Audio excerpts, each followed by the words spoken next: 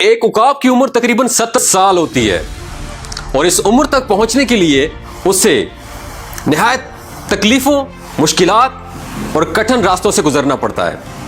جب اس کی عمر 40 سال ہوتی ہے تو سب سے پہلے اس کے پنجے جس کی مدد سے وہ شکار کو دبوچتا ہے کند ہو جاتے ہیں۔ اس کے بعد اس کی مضبوط چونچ ٹیڑھی ہو جاتی ہے اور عمر کے گزرنے کے ساتھ ساتھ اس کے پر جس سے وہ آسمان کی بلندیوں کو چھوتا ہے وہ اتنے بھاری ہو جاتے ہیں کہ اس کے سینے کے ساتھ چپک جاتے ہیں۔ ان سب مشکلات کے ہوتے ہوئے شاہین کے پاس صرف 2 راستے ہوتے ہیں۔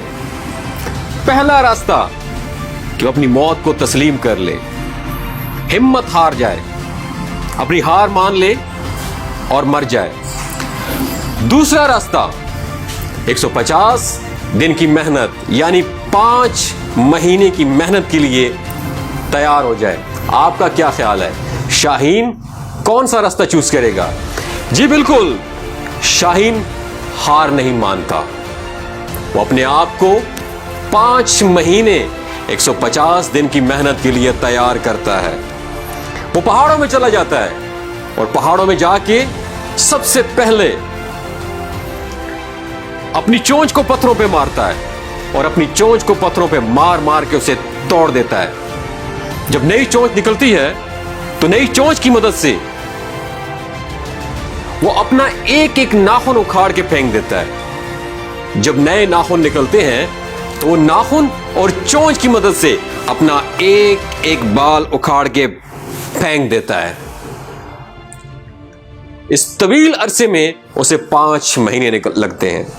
جب 5 مہینے بعد وہ پہاڑ کی چوٹی پہ کھڑے ہو کے نئی پرواز بھرتا ہے، ہواؤں میں اڑتا ہے، نئی چونچ، نئے بالوں کے ساتھ اور نئے پروں کے ساتھ، تو اسے ایسا محسوس ہوتا ہے جیسے اس نے دوسرا جنم لیا ہو، نیا جنم لیا ہو۔ اس طرح وہ مزید زندگی کی 30 بہاریں دیکھ پاتا ہے۔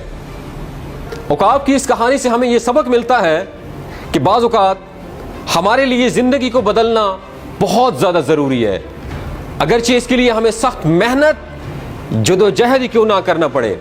یاد رکھیے گا، زندگی کے ماہ و سال بدلنے سے کچھ بھی نہیں ہوتا۔ جب تک آپ اپنے آپ کو نہیں بدلتے دنیا نہیں بدلتی۔ مجھ ناچیز سمیت ہر پاکستانی نوجوان تبدیلی کو باہر کی دنیا میں دیکھنا چاہتا ہے، حالانکہ اصل تبدیلی اندر کی تبدیلی ہے۔ سب سے پہلے تبدیلی اندر آتی ہے، پھر باہر کی دنیا میں تبدیلی نظر آئے گی۔